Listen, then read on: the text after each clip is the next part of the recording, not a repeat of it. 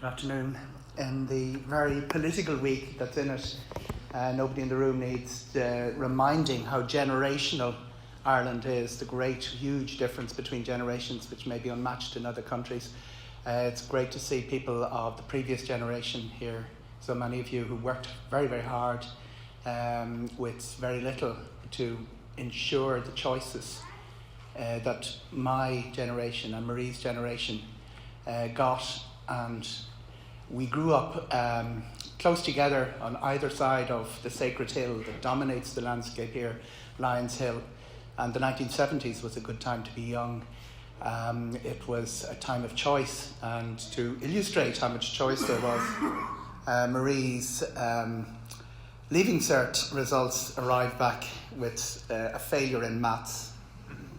And the tribunal of inquiry that ensued decided there was only one career for her in the bank.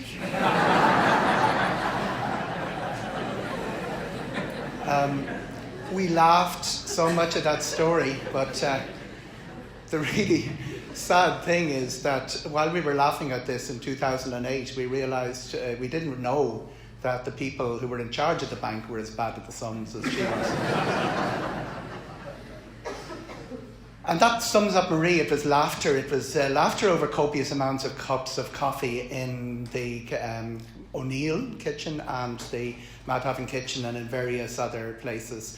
That tremendous observational humour is probably what you'd term it nowadays, that she brought to every situation. Small drama. Everything was a small drama. Putting out the bin in the wind. And the overstuffed bin, because the O'Neill bin was always overstuffed. But she got hit by the lid of the bin in the wind. That well-known terrorist, Osama bin Laden. What was marvellous is that these observations were brought to a wider audience. Through her love of travel, we got her out writing for Travel Extra. I'm not sure everybody appreciated her direct, honest.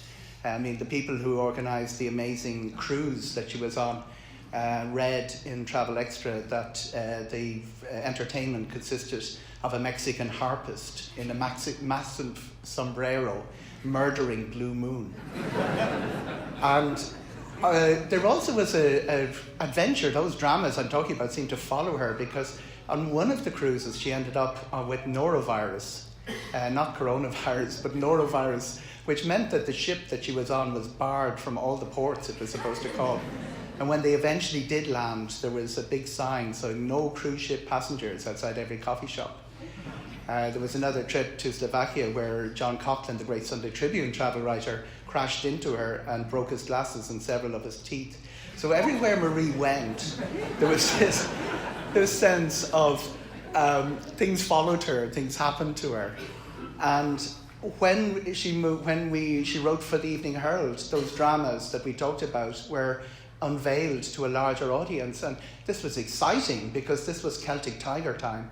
For those too young to remember the Celtic Tiger, it was all lavish car launches and fellas on stilts and fire eaters and all these overpriced parties with Marie in the corner giving her own take. And it's important. When I worked in the Irish Times many years ago, there was a sort of, I hope, self-deprecating thing we used to say was, what part of Dublin 4 do you not understand?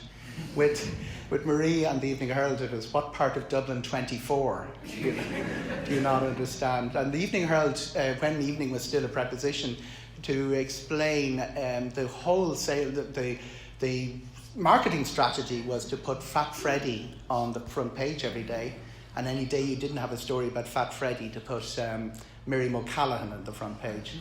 And we used to joke what would happen if Fat Freddy married Miriam O'Callaghan.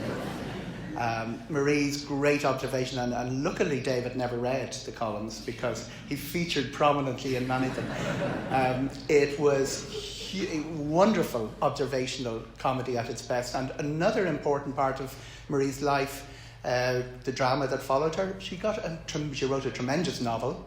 The novel was accepted by a major Irish publisher who immediately went into liquidation. It has been published online, and it is worth chasing down. So Marie had this tremendous, the humour that we talked about, that we've heard other people talking about, was at last brought to a larger audience. And I'd love to see somebody look back on her commentary, her particular peculiar commentary, because I don't think many people captured what was going on in Ireland of the noughties as succinctly as she did, in small family drama and in big drama, and her comments about life. And when the drama turned from small drama to big drama, she wrote about herself, and she wrote about death, and she wrote about what she faced. And people I know have said they've been inspired and guided by those writings. We're going to miss all of that about Marie. And if it's any consolation to her family in this terrible, terrible grief, the joy that she brought to everyone in this room will remain in all our memory forever. Thank you, Marie.